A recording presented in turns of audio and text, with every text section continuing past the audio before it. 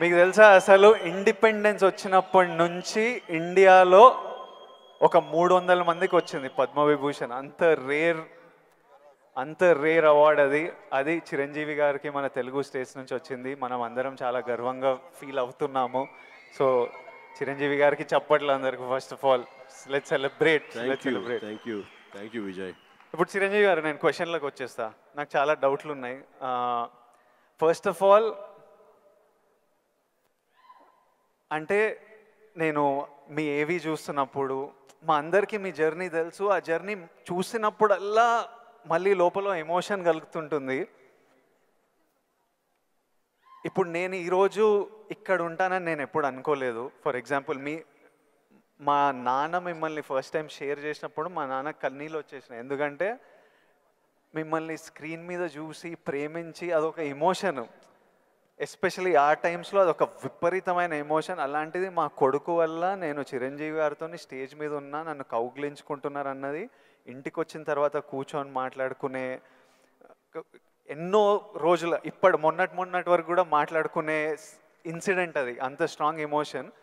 So నాకు తెలియదు, మా నాన్నకు తెలియదు మేము ఈరోజు ఇక్కడ ఉంటామని. మీరు ఎప్పుడన్నా ఊహించారా ఈరోజు మీరు మెగాస్టార్ చిరంజీవి అవుతారని? మీకు ఈ పద్మభూషణ్, పద్మవిభూషణ్, ఇంత గుర్తింపు, ఇంత ప్రేమ అవుతారని మీరు ఎప్పుడన్నా, మీరు యంగ్ ఉన్నప్పుడు ఎలా ఆలోచించేవారు? ఎప్పుడన్నా ఊహించారా? ఇది నా ఫస్ట్ డౌట్. ఆ ఊహ ఒకే రోజు మొదలవలేదు. నా ఇంట్రెస్ట్ నేను అలా పెంచి పోషించుకుంటూ వెళ్ళే తరుణంలో నాకు కొన్ని విజువల్స్ అనేది నాకు కనపడుతూ ఉండేవి, ఊహించుకుంటుండేవాడిని. దానికి కారణం బహుశా నాకు చిన్నప్పుడు ఏర్పడిన చిన్న తారసపడినటువంటి చిన్న ఇన్సిడెంట్స్. నేను 10th క్లాస్లోను డిగ్రీల్లోనూ డ్రామాలు వేసినప్పుడు, కాలేజీ బెస్ట్ యాక్టర్ వచ్చినప్పుడు, స్కూల్ బెస్ట్ యాక్టర్ వచ్చినప్పుడు నేను నడుచుకుంటూ వెళ్తుంటే అందరూ ఇతనే ఆ సినిమాలో ఆ కథలు అవి ఆ నాటికలో చేసింది అది అని అందరూ పొగుడుతుంటే మొత్తం చాలా గర్వంగా ఉండేది. అది రుచి మరిగే నేను ఆ రకంగా నా మైండ్ సెట్ లేదా ఒక బీజం లాంటిది నాకు ఆ క్షణానే పడింది అనుకుంటాను నేను నటుడు అవ్వాలని. ఒక నటుడైతే ఇంతమంది అటెన్షన్ ఉంటుందా? మన కాలేజీ ఫస్ట్ వచ్చినా సరే ఇంతమంది మన ఇంకా చూడరే, అలాంటిది నటుడు అయితే సెలబ్రిటీ అయితే ఇంత ఇదిగా ఉంటుందా అన్నది అక్కడి నుంచి దాన్ని నర్చర్ చేసుకుంటూ పెంచి పోషించుకుంటూ అలా అలా వచ్చిన అవకాశాలను సద్వినియోగం చేసుకుంటూ ఆల్వేస్ నా దృష్టి ఏంటంటే నేను ఏదో నడుచుకుంటూ వెళ్తుంటే కొన్ని 100 మంది 1000 మంది నన్ను చూస్తారు, చూడాలి అంటూ అలా అలా అలా day after day, year after year పెరుగుతూ వచ్చినమాట వాస్తవం. సినిమాల్లోనే రాణించాలి, సినిమాల్లోనే ఉండాలి అంటూ నా ఇష్టదైవమైన ఆ ఆంజనేయ స్వామిని నేను స్మరించుకుంటూ, ఆయనతో సంభాషించుకుంటూ, ఆయనతో బేరసారాలు ఆడుతూ, నువ్వు నన్ను ఆ పొజిషన్ తీసుకెళ్తే నేను నీ కోసం ఈ త్యాగాలు చేస్తాను, నీ కోసం ఇంత క్రమశిక్షణతో ఉంటాను, నన్ను ఆ పొజిషన్ తీసుకువెళ్ళు అంటూ నిరంతరం ఆయనతో ఇంటరాక్ట్ అవుతూనే వచ్చేవాడిని. దేవుడు అనేవాడు ఉన్నాడా లేడా అనే దాని గురించి కానీ, దేవుని నమ్మకం అనేది పక్కన పెడితే, దేవుడు అనేది నథింగ్ బట్ ఈ ప్రకృతి. దేవుడు is nothing but our inner consciousness, అంతరాత్మ. అంతరాత్మకు నువ్వు ఏదైతే ఫీడ్ చేస్తావో, ఏదైతే సో చేసుకుంటూ నర్చర్ చేస్తూ నీళ్లు పోసుకుంటూ పెంచి పోషించుకుంటావో, one day you have to attain that, you have to reach that goal. అదే ఈరోజు జరిగింది. ఇప్పుడు మీరు కాబట్టి నీకు షార్ట్ ఆన్సర్ ఎస్, ఊహించారు, ఈ పొజిషన్ రావాలని ఊహించారు, అందుకే వచ్చారు. మీరు ఓకే స్కూల్లో నటించారు, ఆ ప్రేమ మీకు నచ్చింది, ఈ పొజిషన్ సినిమా మీకు ప్రేమ, సినిమాలో ఈ పొజిషన్కి రావాలనుకున్నారు, ఊహించారు. కానీ ఫస్ట్ టైం ఆ డెసిషన్ మీరు తీసుకొని మీ అమ్మా నాన్న వాళ్ళతోనూ చెప్పింటారు కదా, ఇప్పుడు ఊరు నుంచి సిటీకి రావాలి, నా కెరియర్ ఇదనుకుంటున్నాను అన్నప్పుడు మీ ఫ్యామిలీ వాళ్ళు ఎలా రియాక్ట్ అయ్యారు దానికి? నా అదృష్టం కొద్దీ మా నాన్నగారికి కూడా చిన్న సినిమా పిచ్చి ఉంది, అందుకని ఆయన అందులో రాణించలేకపోయారు. కానీ కొడుకు వెళ్తానంటే ఆయనకి ఇష్టమే, కానీ ఏమో అక్కడ పరిస్థితులు ఎలా ఉంటాయో, ప్రతికూల పరిస్థితులు ఏముంటాయో, తను రాణించగలడా లేదా అన్నది నాకున్నంత నమ్మకం నాన్నగారికి లేక సంశయించారు. లేదు నాన్న, నేను ఖచ్చితంగా వెళ్తాను, అది ఇది నువ్వు జస్ట్ పంపించు అని అంటే, సరే నాన్న అయితే వెళ్ళు ఇన్స్టిట్యూట్ చేరతానన్నావు కాబట్టి టెక్నికల్గా నేను నేర్చుకుని వస్తున్నావు అంటున్నావు కాబట్టి I will appreciate and welcome it.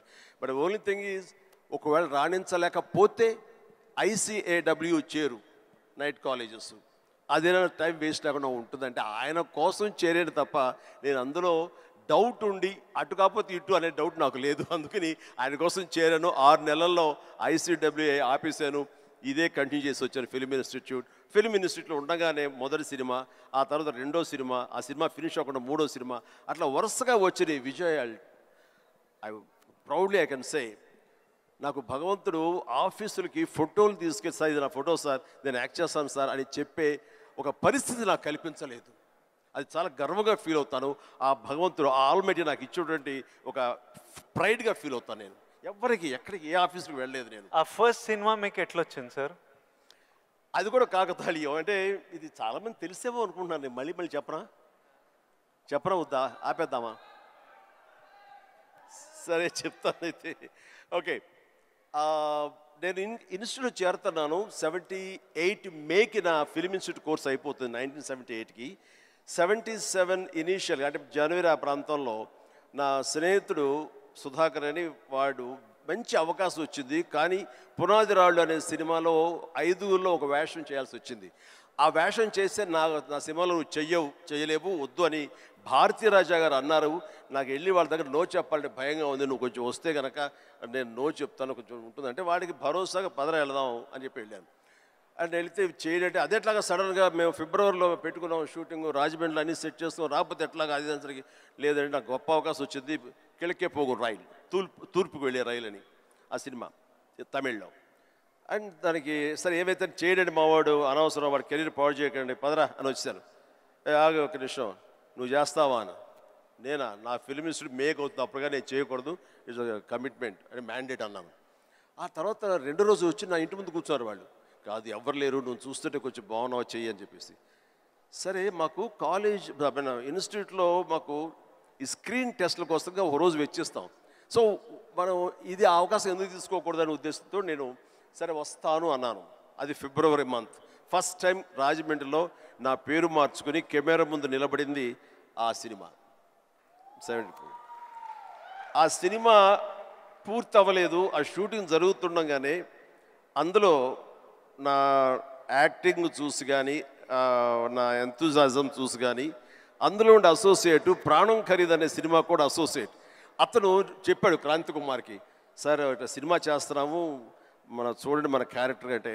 ఆయన నన్ను పిలిచారు, బ్రహ్మాండం ఉంది, ఓకే రఫ్ అండ్ టఫ్గా ఉన్నాడు, మనకు కావాల్సిన క్యారెక్టర్కి పాలేరు క్యారెక్టర్కి బాగానే ఉంటాడు అని చెప్పి ఆ సినిమా షూటింగ్ జరుగుతుండగా బాపు గారు ఈ రాజమండ్రికి స్కౌటింగ్ వచ్చారు మనూరి పాండవుల సినిమాకి. ఆ సినిమా షూటింగ్లో నన్ను చూసి మనం అనుకునే క్యారెక్టర్కి, ఆ రఫ్ క్యారెక్టర్కి ఈ అబ్బాయి బాగుంటాడే అని వాళ్ళు బుక్ చేస్తారు.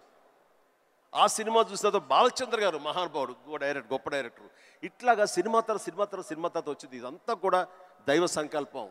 I bound to be here with this position. దీన్ని ఎలా నేను నిర్వచించను? ఆల్మైటీ ప్రకృతి అనివ్వండి, భగవంతుడు అనివ్వండి, నా ఆంజనేయ స్వామి అవనివ్వండి, ఆ తర్వాత దాన్ని ఆదరించి పెంచి పోషించిన వాళ్ళు మీరంతా. అంటే